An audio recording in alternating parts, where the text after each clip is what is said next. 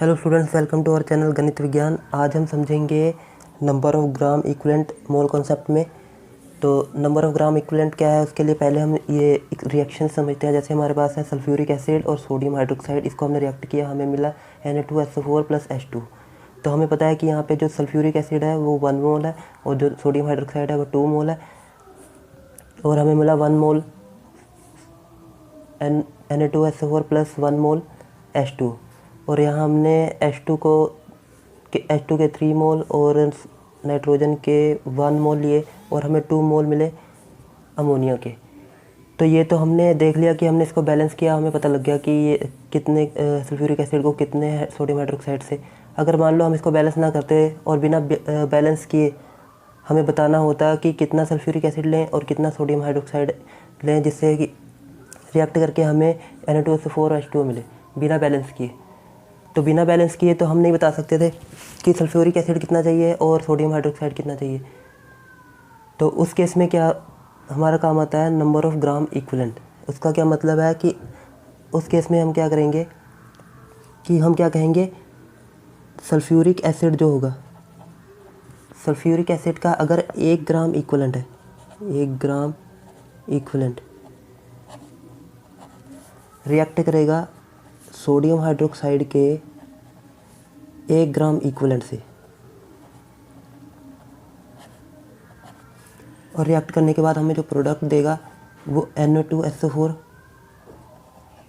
ये भी 1 gram equivalent ही होगा। और ये जो H2O होगा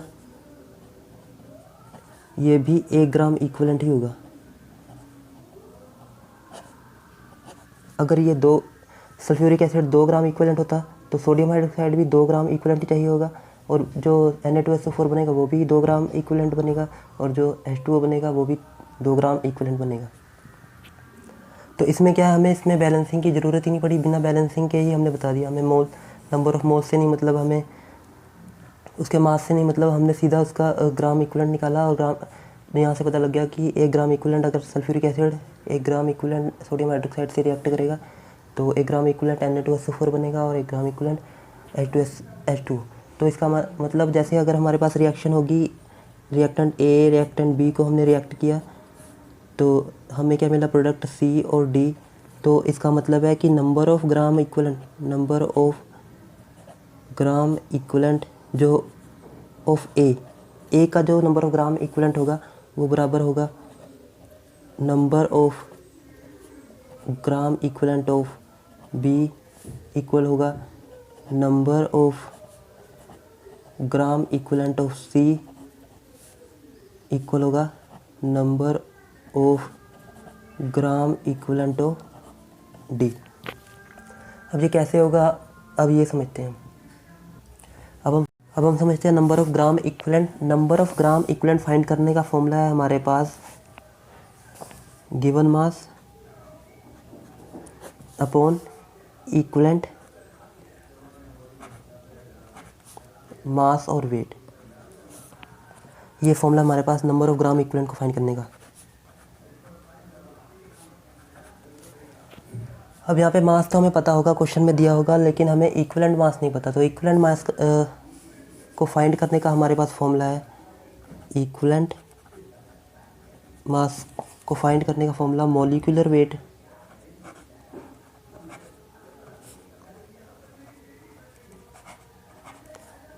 अपॉन एन फैक्टर। सिंपल इतना है कि हमें मॉलिक्यूलर वेट को एन फैक्टर से डिवाइड करना है, हमें मिल जाएगा इक्विवेलेंट मास, और इस वैल्यू को हम यहाँ पुट करेंगे। मास हमें दिया होगा और इक्विवेलेंट मास हमने पता कर लिया, और उसको डिवाइड करके हमें नंबर ऑफ़ ग्राम इक्विवेलेंट पता लग जाएगा। तो अब यहाँ पे हम मॉलिक्यूलर वेट तो हमें पता है कैसे फाइंड करते हैं कि H2SO4 जैसे हमें दिया हुआ है, तो हम यहाँ पे हाइड्रोजन का एटॉमिक मास, हाइड्रोजन का 1/2 प्लस सल्फ़र का 32 प्लस ऑक्सीजन का 16/4 और टोटल ऐड करेंगे तो ये हो गया 98। तो ये तो हो गया मॉलिक्यूलर वेट, लेकिन हमें एन फैक्टर नहीं पता। तो एन फैक्टर के कैसे फाइंड करेंगे, तो एन फैक्टर सबसे पहले हम स्टार्ट करते हैं एसिड का।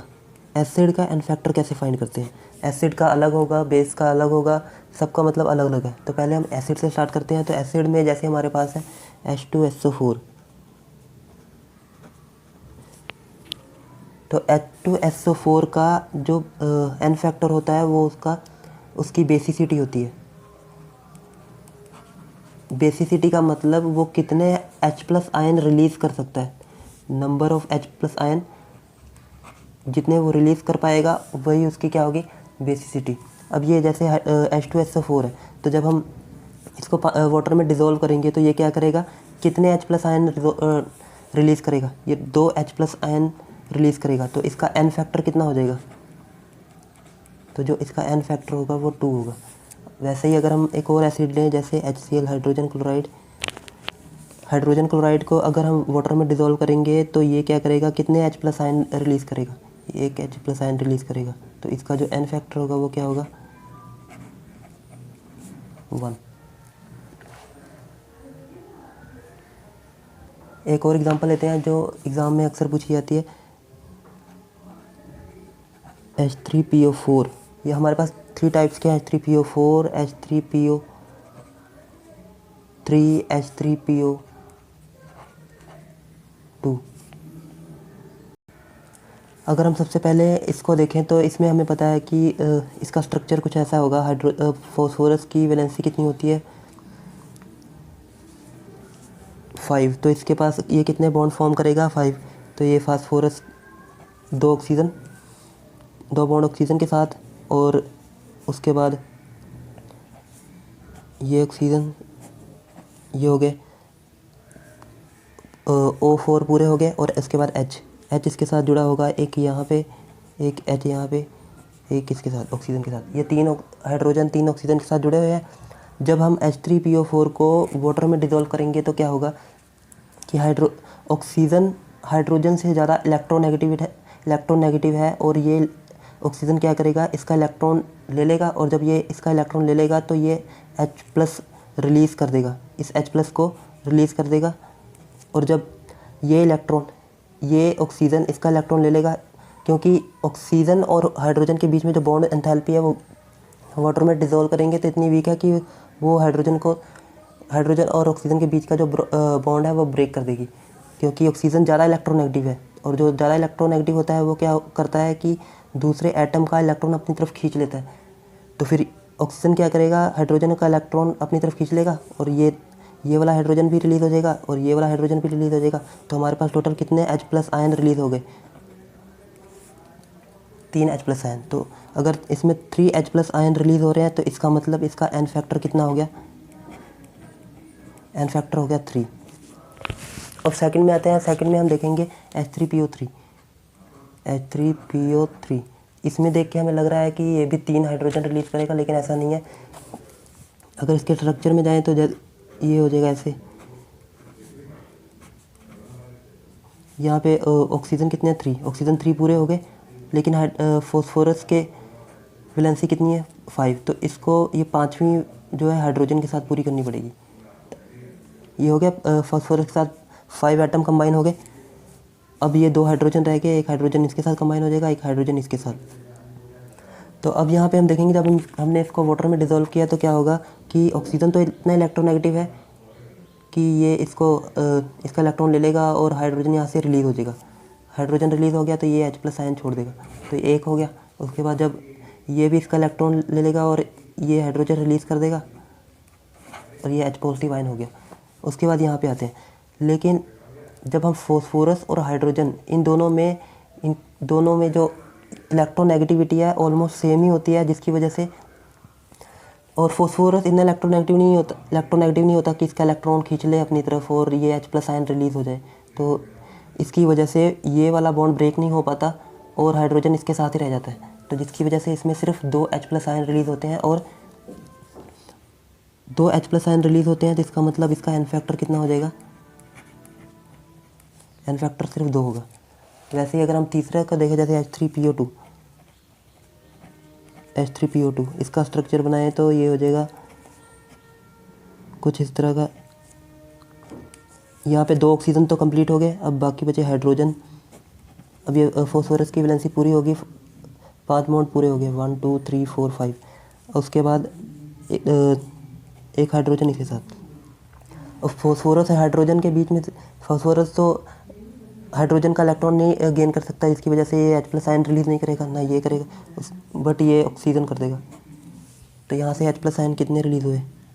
एक H+ आयन रिलीज़ हुआ, इसका मतलब इसका एन फैक्टर क्या हो जाएगा? 1।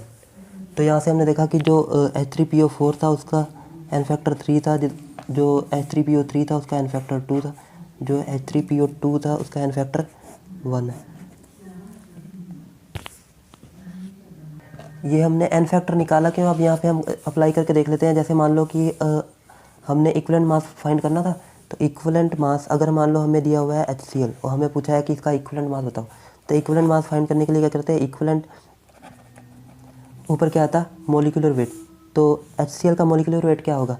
हाइड्रोजन का 1, क्लोरीन का 35.5, ये हो गया 36.5 अपॉन एन फैक्टर।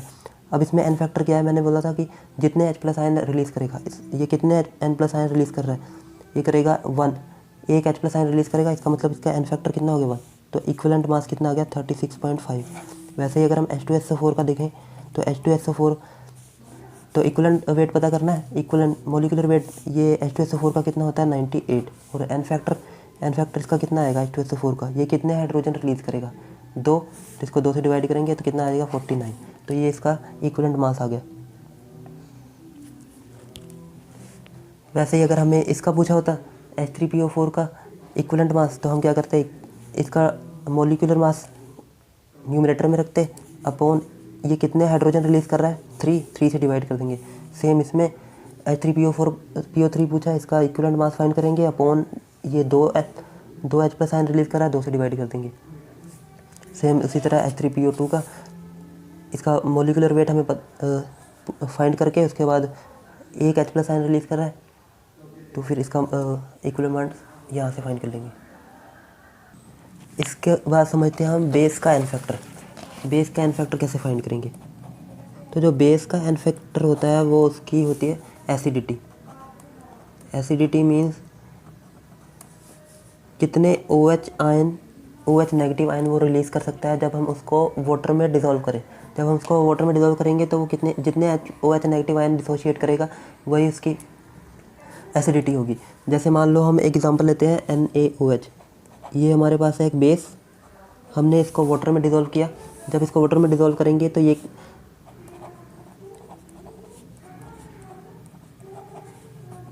क्या करेगा? ये बेस क्या करेगा? एक OH नेगेटिव आयन रिलीज़ कर देगा, Na पॉजिटिव अलग हो जाएगा और OH नेगेटिव आयन अलग हो जाएगा। तो ये क्या बेस क्या कर रहा है? कितने OH नेगेटिव आयन रिलीज़ कर रहा है? 1 OH नेगेटिव आयन। तो इसका जो एन फैक्टर होगा वो होगा 1। एक और एग्जांपल लेते हैं। जैसे मान लो हमारे पास है मैग्नीशियम हाइड्रोक्साइड। मैग्नीशियम हाइड्रोक्साइड को जब हमने वाटर में डिज़ोल्व किया तो ये क्या करेगा? Mg2 पॉजिटिव अलग कर देगा और OH नेगेटिव अलग। लेकिन इस बार इसमें कितने OH नेगेटिव अलग होंगे? 2 OH नेगेटिव अलग होंगे। तो इसका मतलब इसका एन फैक्टर कितना हो जाएगा? एन फैक्टर हो जाएगा 2। अगर हम एक और एग्जांपल लें, जैसे मान लो हमारे पास है एल्यूमिनियम हाइड्रोक्साइड। तो एल्यूमिनियम जब इसको वाटर में डिज़ोल्व किया तो एल्यूमिनियम Al3 पॉजिटिव ये अलग हो जाएगा और हमारे पास OH नेगेटिव कितने? 3 OH नेगेटिव अलग होंगे। तो ये इसका जो एन फैक्टर हो जाएगा कितना हो जाएगा? 3। नेक्स्ट एग्जांपल, जैसे हमारे पास कैल्शियम हाइड्रोक्साइड। जब इसको वाटर में डिज़ोल्व किया तो कैल्शियम 2 पॉजिटिव अलग हो जाएगा और OH नेगेटिव कितने? 2 OH नेगेटिव आयन अलग होंगे। तो फिर हमारे पास जो एन फैक्टर हो जाएगा कितना होगा? एन फैक्टर होगा 2।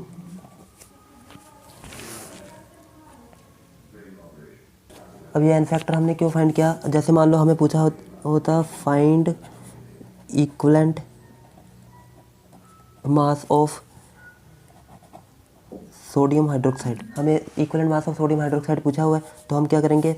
हमारे पास इक्विवेलेंट मास का फॉर्मूला है, equivalent mass is molecular weight upon N factor से डिवाइड कर देंगे। तो मोलिकुलर वेट कितना आया था? मोलिकुलर वेट आएगा, इसका सॉल्व करके देखेंगे। सोडियम का कितना होता है? 23 और ऑक्सीजन का होता है 16 प्लस हाइड्रोजन का 1, तो इसको ऐड करेंगे 24, ये हो गया 40। तो मोलिकुलर वेट कितना आ गया? 40 और यहाँ से हम देखेंगे एन फैक्टर कितना है इसका। तो सोडियम हाइड्रोक्साइड कितने OH नेगेटिव आयन रिलीज़ करेगा 1, तो इसका एन फैक्टर 1, तो इसका इक्विवेलेंट मास कितना आ गया 40। वैसे ही हम मैग्नीशियम हाइड्रोक्साइड का फाइंड कर लेंगे, वैसे ही उसी तरह एल्यूमिनियम हाइड्रोक्साइड का, कैल्शियम हाइड्रोक्साइड का ये हम फाइंड कर सकते हैं। इसके बाद हम एन फैक्टर देखते हैं सॉल्ट का। एसिड का समझ लिया हमने, बेस का समझ लिया, अब सॉल्ट। जैसे हमारे पास सॉल्ट है NaCl, तो जो सॉल्ट में होता है जो एन फैक्टर, उसको कैसे फाइंड करते हैं, total number of positive charge, total number of positive charge on cation, या फिर हम बोल सकते हैं नेगेटिव चार्ज ऑन एनायन, क्योंकि पॉजिटिव और नेगेटिव बैलेंस करके के तो ये सोल्ट बना होता है। तो ये जैसे मान लो हमारे पास NaCl है, इसको वाटर में डिजोल्व करेंगे तो ये क्या करेगा, Na पॉजिटिव अलग कर देगा और Cl नेगेटिव अलग कर देगा। अब एन फैक्टर कैसे फाइंड करते हैं, total number of positive charge on the cation. तो कैटायन पे कितना पॉजिटिव चार्ज है, 1 पॉजिटिव चार्ज, तो 1 पॉजिटिव चार्ज है तो इसका एन फैक्टर क्या होगा 1। या फिर अगर हम नेगेटिव चार्ज भी लेते तो इसमें नेगेटिव चार्ज कितने थे 1, तो इसका यहाँ से भी एन फैक्टर फाइंड कर सकते थे, एन फैक्टर कितना हो जाता 1। या फिर पॉजिटिव चार्ज देख ले या नेगेटिव चार्ज। अब जैसे मान लो हमारे पास एक और एग्जांपल है AlCl3। अब जब इसको वाटर में डिजोल्व करेंगे तो ये क्या रिलीज़ करेगा, Al3 पॉजिटिव और यहाँ पे Cl नेगेटिव कितने 3, तो इसमें टोटल कितने पॉजिटिव चार्ज है 3, तो टोटल पॉजिटिव चार्ज 3 है, तो इसका मतलब यहाँ से एन फैक्टर कितना आ जाएगा, एन फैक्टर 3। लेकिन अगर हम यहाँ Cl या नेगेटिव आयन को देखें, और बोला था ना मैंने, तो नेगेटिव चार्ज कितने 1, लेकिन ये कितने Cl नेगेटिव आयन रिलीज़ करेगा 3, तो इसका एन फैक्टर कितना हो गया 3। एक और एग्जांपल लेते हैं, जैसे हमारे पास है AlSO4 होल थ्राइस। जब इसको वाटर में डिजोल्व करेंगे तो हमारे पास क्या आएगा, Al3 पॉजिटिव, लेकिन यहाँ पे हमारे पास कितने एल्यूमिनियम के आयंस रिलीज होंगे 2, और SO4 पे कितना चार्ज होता है 2 नेगेटिव, लेकिन हमारे पास कितने SO4 रिलीज होंगे 3। तो यहाँ पे यहाँ से अगर हम पॉजिटिव, सिर्फ पॉजिटिव का देखें तो हमारे पास 3 थे और 3 को 2 से मल्टीप्लाई किया, 3 पॉजिटिव आयन इंटू 2, मतलब इस पे एन फैक्टर क्या आ जाएगा 6। अगर यहाँ से हम देखें तो यहाँ पे टोटल नेगेटिव चार्ज कितने हैं 2 नेगेटिव 2 नेगेटिव 2 नेगेटिव, कितने टोटल नेगेटिव चार्ज है 6, तो यहाँ से भी एन फैक्टर फाइंड कर सकते हैं 6।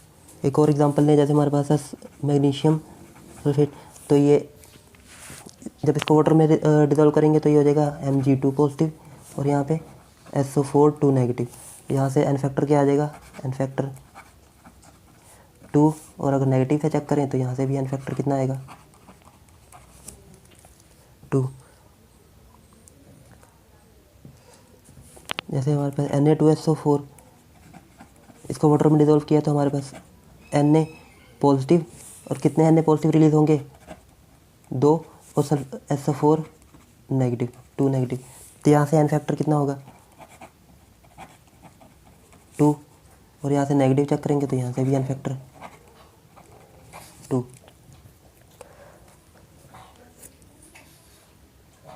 तो ये हमने देख लिया कि हम बेस का एन फैक्टर कैसे फाइंड करते हैं, और इस एन फैक्टर को यूज़ कहाँ करेंगे, यूज़ करेंगे इक्विवेलेंट मास फाइंड करने में। इक्विवेलेंट मास का फॉर्मूला क्या था, मोलिकुलर वेट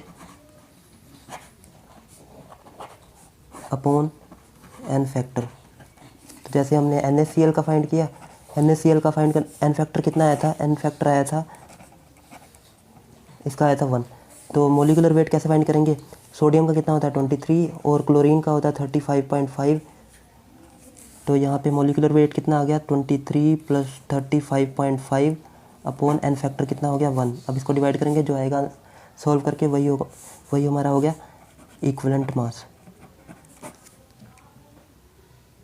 अब जो एन फैक्टर होता है वो रिएक्शन पे भी डिपेंड करता है। जैसे हमने सबसे पहली रिएक्शन की थी स्टार्टिंग में, जब हमने H2SO4 को रिएक्ट किया था सोडियम हाइड्रोक्साइड से,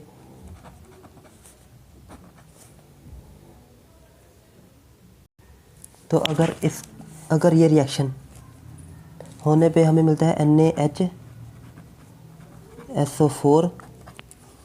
+ H2। तो यहाँ पे हम देख रहे हैं, यहाँ से हम देख के तो कहेंगे कि हमारे पास जो इसका एन फैक्टर है वो 2 है। यहाँ पे हमें देखने में तो लगेगा ये हमारे पास एसिड है, यहाँ पे इसका एन फैक्टर 2 होना चाहिए, क्योंकि इसमें 2 H आयन है और वाटर में डिज़ोल्व करेंगे तो ये 2 ही H पॉजिटिव आयन रिलीज़ करेगा। लेकिन अगर ये सल्फ्यूरिक एसिड NaOH से रिएक्ट करके NaHSO4 बना रहा है, तो यहाँ हम देख रहे हैं कि जब ये वाटर में डिज़ोल्व हुआ तो ये दो चीज़ें फॉलो कर सकता है। या तो ये क्या करेगा, 2 H+ आयन रिलीज़ करेगा और एक SO4 2 नेगेटिव रिलीज़ कर देगा, या फिर हो सकता है कि ये एक H पॉजिटिव आयन रिलीज़ करे और एक HSO4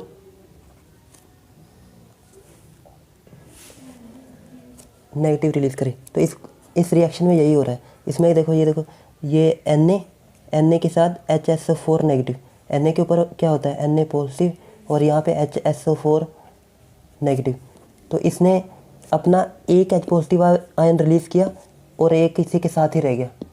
तो इसका मतलब है इस रिएक्शन में इसका जो एन फैक्टर होगा ये 2 नहीं होगा, ये होगा 1, क्योंकि इसका एक H पॉजिटिव आयन जाके यहाँ से यहाँ पे जुड़ा। जब इसने Na ये रिलीज़ किया Na पॉजिटिव और OH नेगेटिव, तो यहाँ से इसका एक H जाके इसके साथ जुड़ गया और वाटर बन गया, और एक H इसके साथ ही रहा HSO4 के साथ, SO4 के साथ ही। तो ये HSO4 यहाँ आ गया। कितने H पॉजिटिव आयन रिलीज़ हुए, सिर्फ एक।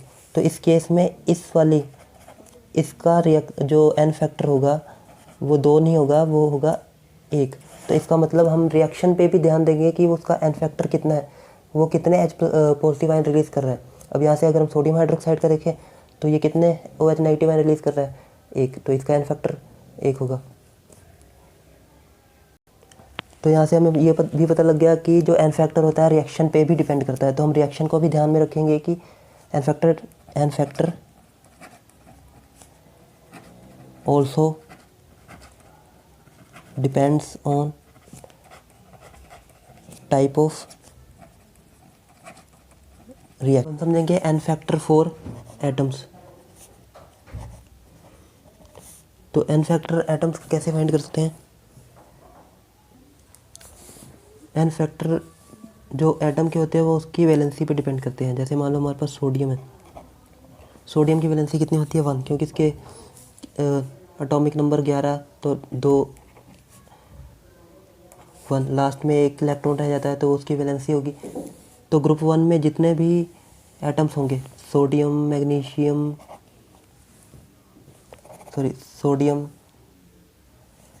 पोटाशियम, लिथियम, सोडियम, पोटाशियम, जो भी हमारे पास जितने भी हमारे पास जो ग्रुप 1 में जितने भी एलिमेंट है वो सारे क्या हो गए, उनकी सबकी वैलेंसी क्या होगी, 1, और उन सबका एन फैक्टर क्या होगा, 1। और वह अगर रुबिडियम, सीजियम, इन सब की जो वैलेंसी होती है 1, और इनका एन फैक्टर क्या होगा, 1। और अगर हम ग्रुप सेकंड में जाएं, ग्रुप सेकंड में जाएंगे तो उसमें जो atom magnesium, calcium, beryllium, strontium, barium, ये सब क्या है हमारे पास, इन सब की वैलेंसी कितनी है, 2। मैग्नीशियम, जैसे मैग्नीशियम का टॉपिक नंबर 12 है तो उसके आउटरमोस्ट शेल में कितने इलेक्ट्रॉन होते हैं, 2 इलेक्ट्रॉन। तो इसकी वैलेंसी कितनी होगी, 2 वैलेंसी इसकी होगी 2, तो इसका एन फैक्टर होगा 2। वैसे ही अगर हम ग्रुप 3 में जाते हैं, ग्रुप 3 में तो उनकी वैलेंसी कितनी होगी, 3, और एन फैक्टर कितना होगा, 3।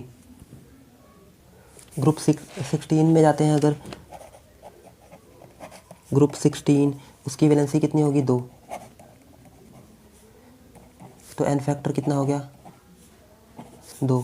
ग्रुप 17 में गए, ग्रुप 17 में उनकी वैलेंसी कितनी होती है 1, तो एन फैक्टर कितना हो गया 1। जैसे हमारे पास हो गया फ्लोरीन, क्लोरीन, तो इनके आउटर मोस्ट शेल में एक इलेक्ट्रॉन की कमी होती है जिसको लेके पूरा नोबल गैस कॉन्फ़िगरेशन को अचीव कर लेते हैं, तो उनकी वैलेंसी कितनी होगी 1 और उनका एन फैक्टर क्या हो गया 1।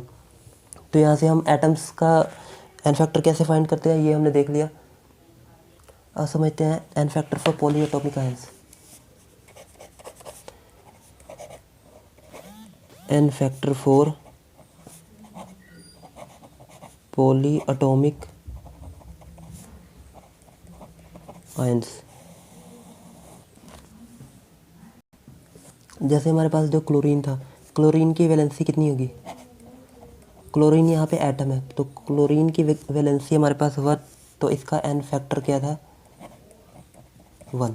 लेकिन अगर एटम की जगह पे हमारे पास Cl2 होता तो इसमें एक क्लोरीन, यहाँ पे 2 क्लोरीन है, एक क्लोरीन की वैलेंसी 1, दूसरे क्लोरीन की वैलेंसी 1, तो यहाँ पे हमारे पास टोटल वैलेंसी कितनी होगी 2, तो एन फैक्टर यहाँ पे कितना आ जाएगा 2। वैसे अगर फ्लोरीन की एग्जांपल है, फ्लोरीन एटम की वैलेंसी कितनी होगी 1। अगर F2 होता तो उसकी वैलेंसी कितनी होती 2, तो यहाँ पे एन फैक्टर कितना आ गया 1, यहाँ पे एन फैक्टर क्या होगा 2। ऑक्सीजन का भी सेम ऐसे ही है, अगर ऑक्सीजन एटम दिया हमने तो एन फैक्टर कितना, इसकी वैलेंसी कितनी होती है, वैलेंसी होती है 2, तो एन फैक्टर कितना हो गया 2। और अगर हम O2 लेते हैं तो इसकी वैलेंसी होगी, अब ये 4 होगी क्योंकि 2 ऑक्सीजन एटम आ गए, तो यहाँ से एन फैक्टर क्या हो गया 4। मतलब हम जो वैलेंसी होगी उसको उतने नंबर ऑफ एटम से मल्टीप्लाई करते जाएंगे और हमें पॉली एटॉमिक आयंस के जो एन फैक्टर होंगे वो मिल जाएंगे। अब हम देखते हैं एन फैक्टर फॉर कैटायंस और एनायंस। ये हमने पहले भी समझ लिया, वैसे ओवरव्यू थोड़ा कर लेते हैं। जैसे हमारे पास n factor for cations and anions, जैसे हमारे पास है Fe2 पॉजिटिव, अगर Fe2 पॉजिटिव है तो इसका एन फैक्टर कितना होगा 2। अगर यहाँ पे Fe3 पॉजिटिव है तो एन फैक्टर 3। अगर हमारे पास Na पॉजिटिव है तो एन फैक्टर 1। अगर हमारे पास SO3 2 नेगेटिव है तो इसका एन फैक्टर 2। Na पॉजिटिव और Al3 पॉजिटिव है तो एन फैक्टर 3। NH4 पॉजिटिव है तो N factor 1। Mg2 positive, N factor 2। तो मतलब हमने सिर्फ इसके आयंस देखने हैं, टोटल पॉजिटिव या नेगेटिव कितने हैं, वही हमारा क्या होगा एन फैक्टर। अब हम एक और रिलेशन समझते हैं हमारे पास। जैसे मान लो एक स्टार्टिंग में जब हमने किया था number of gram equivalent, number of gram equivalent हमने फाइंड यही करना था, तो इसी को हम लेके चल रहे हैं इतनी देर से। तो नंबर ऑफ ग्राम इक्विवेलेंट जो था वो था हमारा मास अपॉन इक्विवेलेंट मास।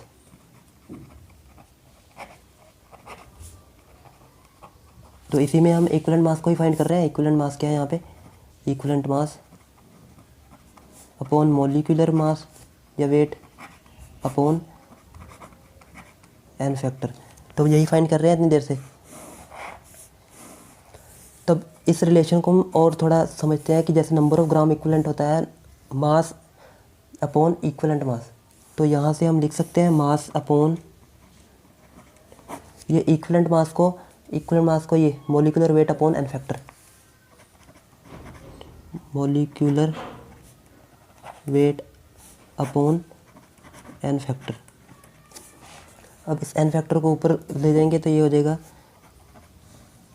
मास upon molecular mass into N factor. अब ये देखो, ये हमारा वो फॉर्मूला नहीं बन गया नंबर ऑफ मोल्स फाइंड करने का। Mass given mass upon molar mass, ये हो गया नंबर ऑफ मोल्स फाइंड करने का, नंबर ऑफ मोल्स, और ये हो गया एन फैक्टर। तो यहाँ से ये फॉर्मूला हमारा हो गया number of moles, N means number of moles into N factor. तो ये एक और फॉर्मूला हमारे पास आ गया number of gram equivalent find करने का, N factor number of moles into N factor.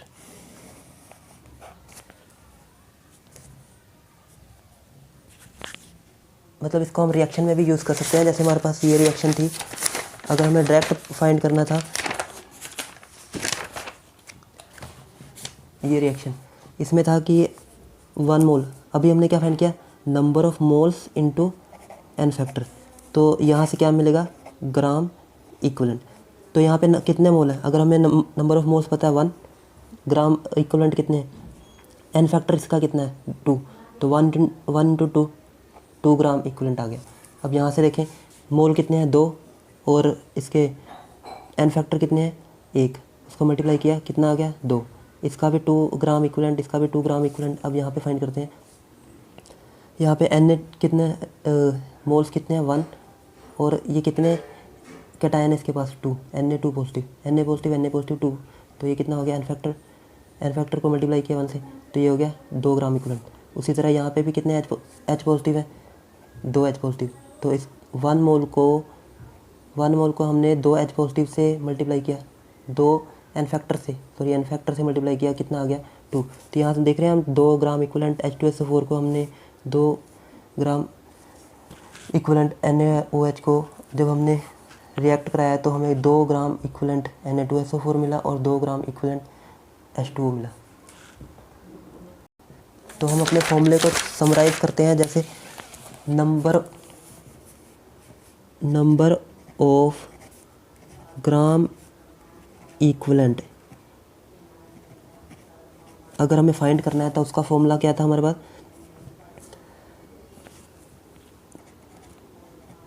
Given mass upon equivalent mass, और नंबर ऑफ मोल्स फाइंड करने का फॉर्मूला था नंबर ऑफ मोल्स, ये था गिवन मास अपॉन मॉलिक्यूलर मास। तो ये दोनों फॉर्मूले हमारे सेम है।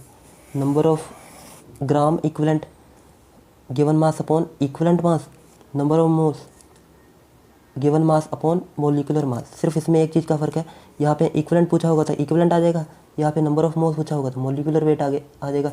दोनों फॉर्मूले सेम है।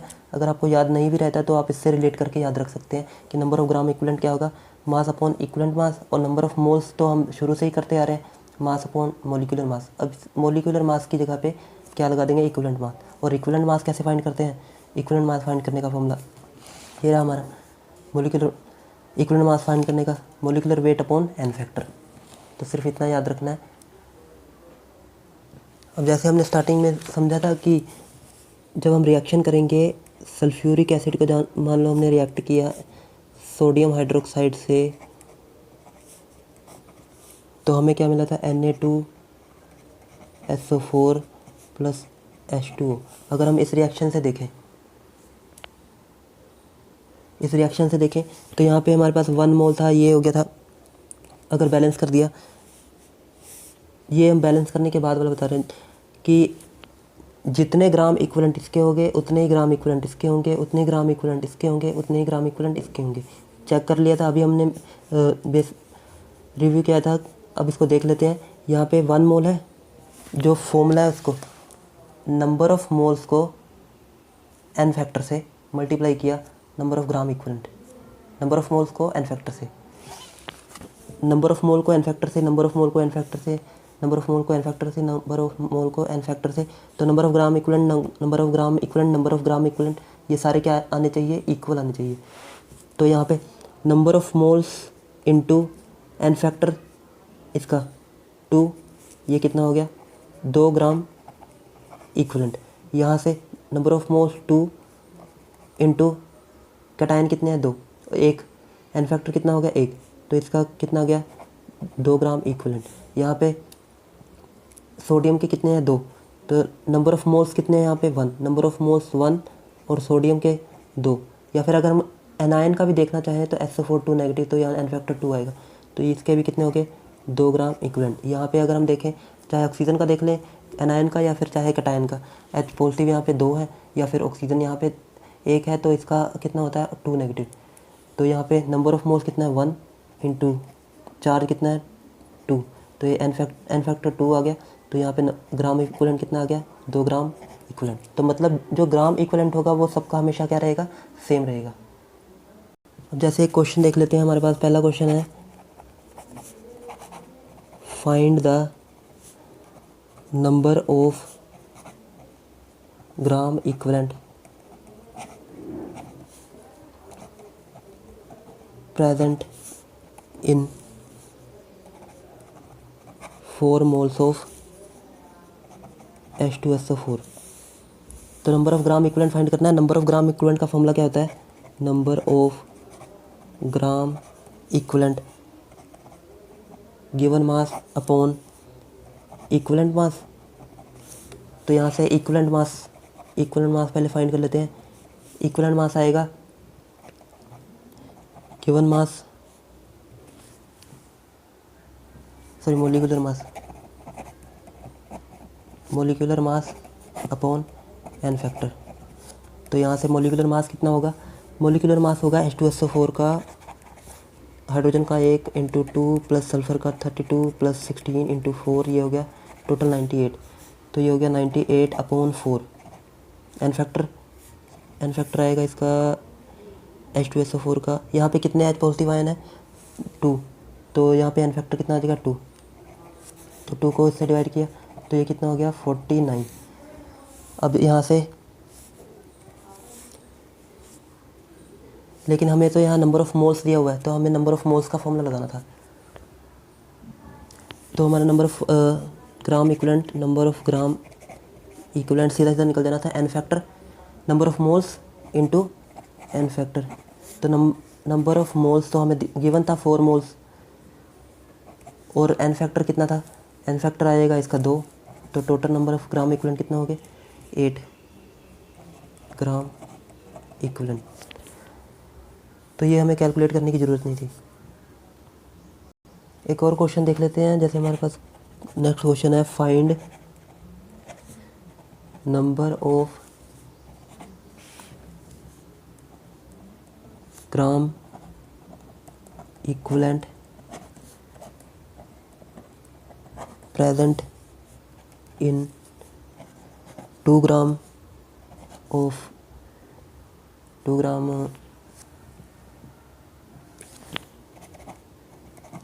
Sodium hydroxide.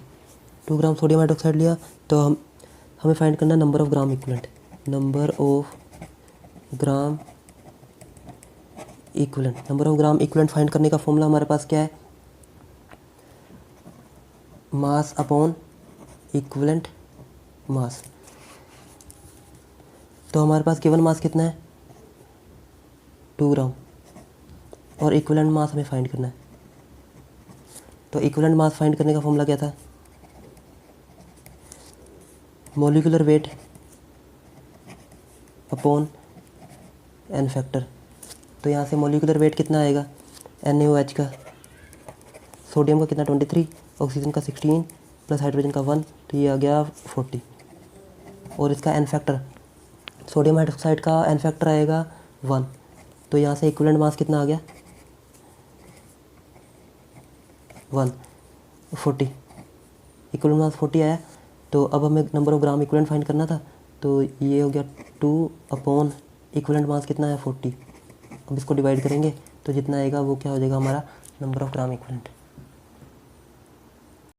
तो ये सब समझने का हमारा जो मेन कंक्लूजन था यही था कि हम जो मर्जी रिएक्शन ले लें उसके नंबर ऑफ़ ग्राम इक्विवेलेंट हमेशा क्या रहेंगे, इक्वल रहेंगे।